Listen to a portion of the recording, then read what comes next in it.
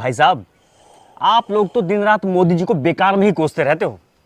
आपको पता है जिस दिन मोदी जी नहीं रहे ना, उस दिन देश में हिंदू नहीं बचेगा।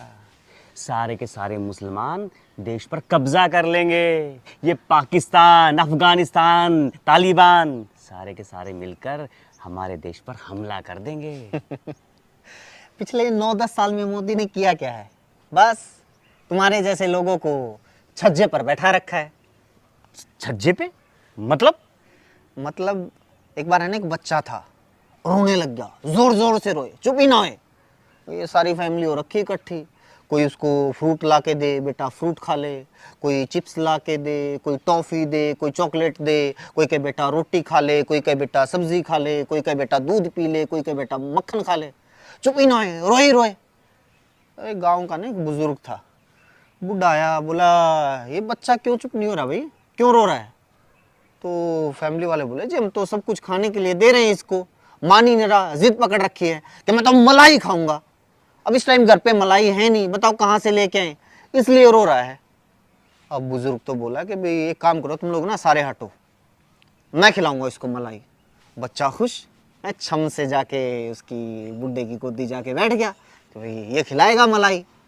अब बुड्ढे के पास मलाई हो तो खिलाए, कहाँ की मलाई। उसने तो बच्चे को गोदी उठाया, बाहर है ना छज्जा था ऊंचा, ले जाके बच्चे को उस छज्जे पे बैठा दिया।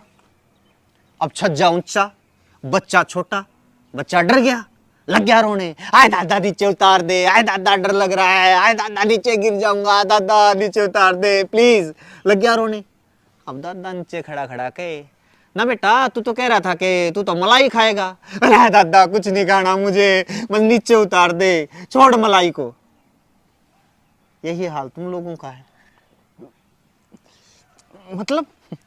मतलब पहले की सरकारें थी कि भाई दलित पिछड़े हैं तो आरक्षण दे दो ताकि थोड़ा विकास कर लें, कि भाई हर आदमी पढ़ा लिखा होना चाहिए इसलिए शिक्षा का अधिकार दे दो, ठीक है, हर आदमी को जानने का अधिकार होना चाहिए इसलिए आरटीआई दे दो, कोई भूखा नहीं मरना चाहिए तो राइट टू फूड लागू कर दो, स्कूल होने चाहिए, कॉलेज होने चाहिए, अस्पताल होने चाहिए, ये कर्मचारियों को ये 5वां वेतन आयोग, ये 6ठा वेतन आयोग, ये आयोग फलाना ढिमका, ये सब चीज़ें मिल रही थी। लेकिन नहीं, रोना बंद ही ना हो, चाहिए मलाई। अब मलाई खिलाने के लिए आए मोदी जी। मोदी जी ने कहा कि मलाई तो मेरे पास है, ये विदेशों में जो काला धन है वो वापस लेके आऊँगा, 15-15 लाख रुपए तो यूं ही तुम लोगों की जेब में आ जाएंगे। तुम लोगों को पता है भी हर आदमी को ये रोज़गार मिलेगा, हैं ये पेट्रोल डीजल इतना महंगा है ये सस्ते हो जाएंगे, गैस सिलेंडर सस्ता हो जाएगा, चाइना को लाल आंखें दिखा दूंगा। तुम लोगों को लगे देश तो विश्व गुरु बन जाएगा, फिर से सोने की चिड़िया बन जाएगा, ये अमेरिका कनाडा पीछे छूट जाएंगे, यूरोप के लोग तो लाइन में लग लग के भारत का वीजा लेने के लिए तरसेंगे।